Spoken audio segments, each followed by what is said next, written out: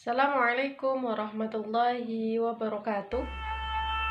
Bertemu lagi dengan saya Laila Fitriana dari Prodi PBA atau Pendidikan Bahasa Arab, Fakultas IPMAFA atau Institut Pesantren Matoli'ul Falah yang sedang mengikuti KKN Mandiri dari Rumah atau KKN MDR kelompok Sahwahida. Pada video kali ini saya akan membahas tentang belajar di tengah COVID-19 bagi siswa MA atau siswa SMA dan sederajatnya. Saat ini pelajar, mahasiswa, serta orang tua di Indonesia tengah menghadapi situasi yang sangat pelik, yakni dengan adanya wabah COVID-19 ini membuat pengajar, juga siswa serta mahasiswa dihadapkan dengan pembelajaran secara online, yang mana dengan adanya wabah COVID-19 ini kita tidak dapat beraktivitas seperti biasanya, yakni pembelajaran dengan tatap muka, dan semuanya dialihkan dengan pembelajaran secara online. Pembelajaran online atau pembelajaran jarak jauh yang kita kenal dengan pembelajaran daring menjadi tantangan tersendiri bagi pendidik khususnya, serta bagi peserta didik, bagi mahasiswa, juga bagi orang tua. Nyatanya, pembelajaran jarak jauh atau pembelajaran daring ini tidak sepenuhnya mudah. Karena apa? Karena banyak aplikasi yang baru kita kenal atau yang kita dituntut untuk bisa mengetahui cara menggunakan aplikasi tersebut, seperti halnya Zoom video conference, kemudian WhatsApp, dan juga Google Classroom, serta masih banyak lagi aplikasi yang lainnya.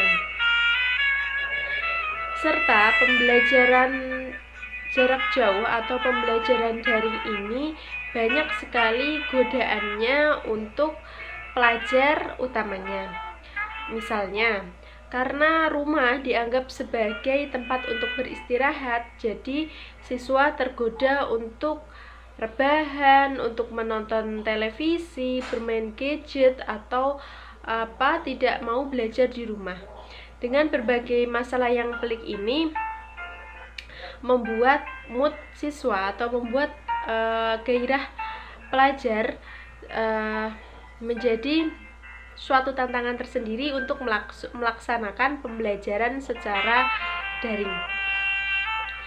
Berikut ini saya akan memberikan kiat-kiat atau tips bagaimana caranya belajar di tengah wabah COVID-19 ini bagi siswa SMA atau MA sederajat.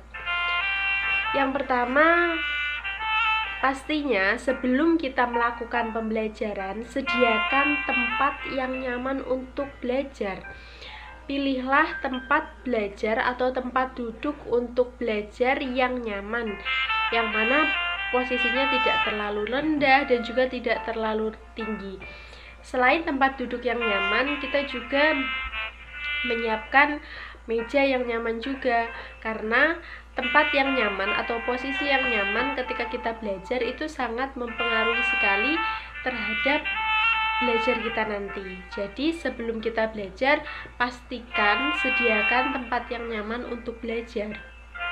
Kemudian yang kedua, sebelum kita melakukan pembelajaran secara online, pastinya sediakan alat-alat terlebih dahulu yang digunakan untuk belajar. Misalkan ketika kita mendapatkan materi untuk mencatat di buku, maka kita sediakan buku tulis, kita sediakan pulpen, kita sediakan Tipex, dan juga alat belajar yang lainnya. Dengan adanya alat belajar ini, kita sudah menyediakan sebelumnya, maka kita akan fokus untuk melakukan pembelajaran secara daring. Yang ketiga yang sangat menjadi yang sangat penting kita perhatikan, yakni pastikan kondisi internet yang baik atau koneksi internet yang baik. Karena koneksi internet yang buruk maka akan membuat kita kesal atau membuat kita terganggu untuk melakukan pembelajaran secara daring. Penggunaan internet yang baik atau koneksi yang baik maka memudahkan kita untuk tetap terhubung dengan guru, dengan dosen, atau dengan pemateri yang memberikan materi untuk pembelajaran daring. Pastikan koneksi internet tersebut selalu terhubung dan juga tidak ada gangguan apapun untuk kelancaran pembelajaran secara daring. Yang selanjutnya, jauhkan dari perkara yang membuat kita tidak fokus saat pembelajaran online tersebut. Saat pembelajaran online atau saat daring tadi, kita harus memfokuskan pikiran kita untuk menerima pelajaran yang diberikan oleh Bapak Ibu guru atau yang diberikan oleh pengajar, sehingga kita bisa menerima materi tersebut dengan baik. Jauhkan dari hal-hal yang membuat kita tidak fokus, misalnya HP atau Android tadi digunakan untuk bermain atau gunakan untuk membalas chat dengan teman, maka kita harus menyingkirkan hal-hal yang tidak penting selama pembelajaran daring ini berlangsung. Yang selanjutnya, ketika kita belajar secara online atau secara daring, pastikan kondisi pencahayaan yang cukup. Karena apa? Karena dengan kondisi pencahayaan yang cukup, ini membuat mata kita utamanya tidak sakit.